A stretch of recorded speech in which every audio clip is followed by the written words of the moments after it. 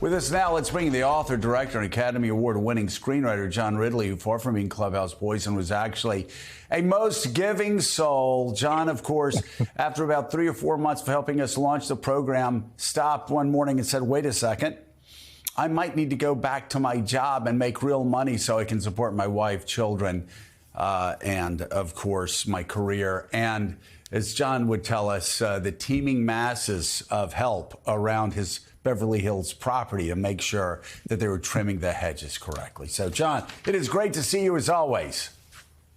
Hey, it's great to see all of you. Particular shout out, obviously, to you, Joe, to Willie, Mike Barnicle. It's been a minute, but to the whole panel. The fact that you all think you have a shot against the Dodgers is just so cute first thing in the morning. It is so cute. Willie, you lost my wife, though, with that clip of Shohei. Yeah, 4 strikeouts in a row. You know, he struck out 3 or 4 times against the Red Sox over the weekend when we took 2 out of 3 from them. Should have swept them. They're really, you know, there's a paper tag. We think in the end, we always tell. Joe, sometimes gods have to walk among us as mortal people so that they understand us, so that they see us better, that they know what we're all about. And by the way, Joe, when you had security walk me to my locker dugout and you said, John, we appreciate all you've done, but you got to clean out and get out. My wife said nothing, but I've already got a call about what is said about Shohei this morning. So just shows you the point is in our family. Very good. Well, you are free, obviously, to talk about what you want to talk about. I would love, we had our producers had spoken briefly with you about the fact that DEI seems to be, along with anti-Semitism, seems to be the cudgel to use for this administration to attack any institution, to attack any person that does not seem to be sufficiently loyal to the MAGAverse and their worldview. Yeah, DEI is just sort of the latest kind of buzzword of negativity. They're unintended, well, I don't want to say unintended, but unfortunately with all of these, I heard you talking about the cuts to Medicaid earlier and the consequences to all Americans, but certainly Americans of color and those outside the prevailing culture who are usually first hit and most hard hit. It's really painful to see the erosions of the First Amendment rights. I'm a storyteller, Joe, and to be able to speak freely has been part of my DNA since I started telling stories. So when you see those rollbacks in the First Amendment, it's scary on one level. But one of the downstream consequences, I've been fortunate enough in my career to tell American stories, not Black American stories, but stories about America that feature American heroes, from the Tuskegee Airmen all the way to Shirley Chisholm. But unfortunately, a lot of folks in Hollywood really think that those kinds of stories are what Black folks, brown folks, that we should be telling. They don't necessarily think of us for genre storytelling, science fiction, action, romantic comedies. So when people fear stories that feature people of color talking about our perspectives, those jobs start to dry up. And unfortunately, while people think Hollywood is very liberal, there's certainly wonderful people there, it's no more, no less progressive than any other industry. And it's already been hard for people of color to get work. Just one example. For every 10 films that are produced, only 1 is written by a person of color. And I say this with humility and out of fact. I'm working on 3 films right now. So statistically, what does that mean? So when you see fewer stories that are told outside the prevailing culture, that means there are fewer jobs. Sets that are run by people of color tend to be more diverse. And frankly, more diverse films actually do better.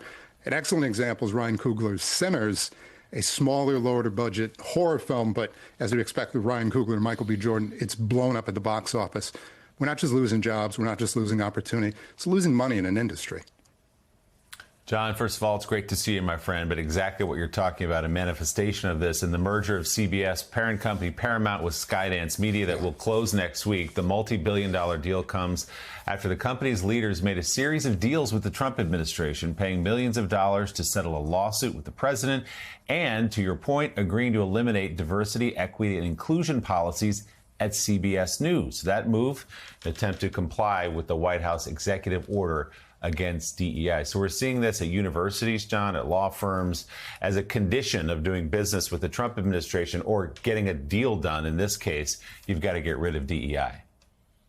Yeah, you know, Willie, my dad just turned 90 years old. My dad went to Indiana University. My dad left Indiana University after 3 years to go to medical school. He served his community. He served people. He served in the United States Air Force.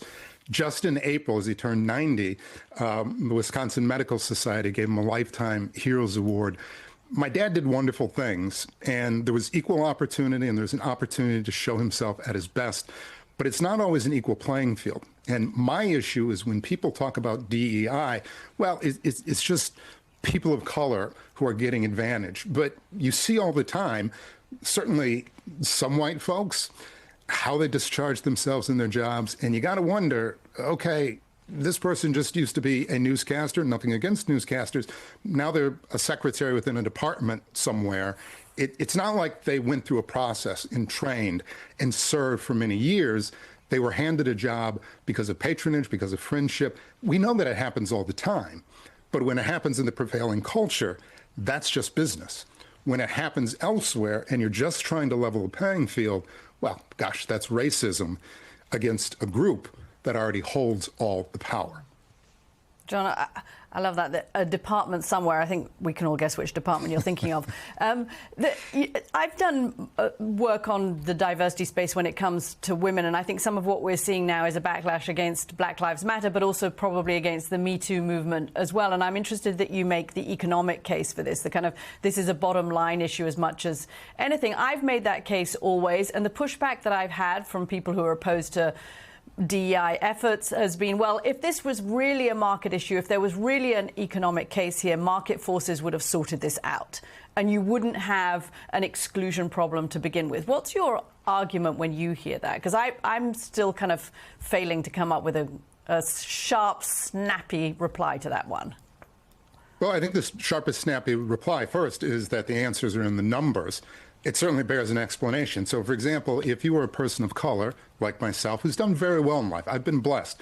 I happen to be in the 90th percentile of black wealth. That means I'm in the 60th percentile of all wealth, including white folks. If you look at the number of education, of access, of the individuals of color who sit on boards or CEOs of corporations, certainly women in equal positions, you don't see that in equivalent numbers to our numbers within the population. So it means one of two things. Either people of color, those outside the prevailing culture, were incompetent individuals.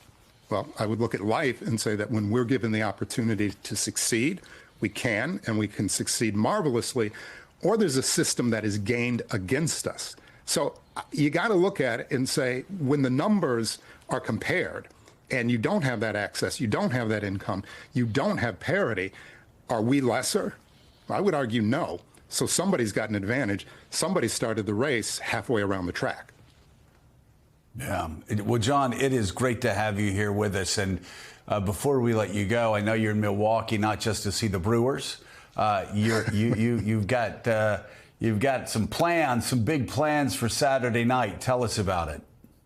Yeah, Joe, as I think you know, a few years back, we started an arts organization here in Milwaukee where I'm doing everything I can to bring people together in the communal experience.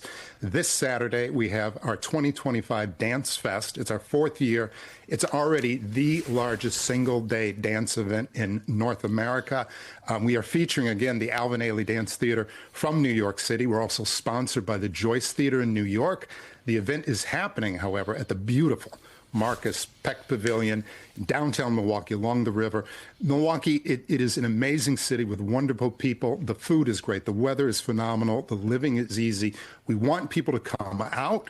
We've got dance groups from Milwaukee and Wisconsin, from as far away as Columbia, Missouri, Detroit, Chicago. We've got dancing all day, whether it's modern dance, ethnic dance. We've got Irish, African, actually Hmong dancers.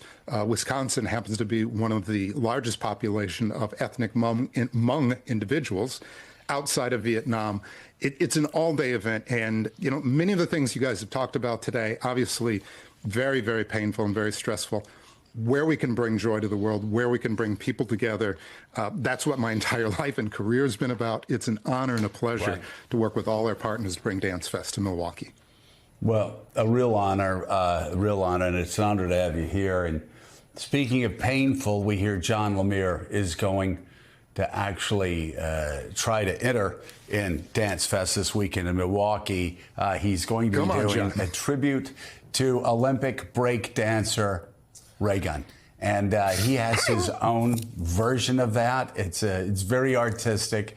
And I think there are going to be a lot of Milwaukee natives that are going to be very moved by John's moves. Love it. All right. Oscar-winning screenwriter and Morning Joe original, founding father, John Ridley. Thank you so much for being here. Thank you all. All right, Appreciate coming it. up Please next, take care.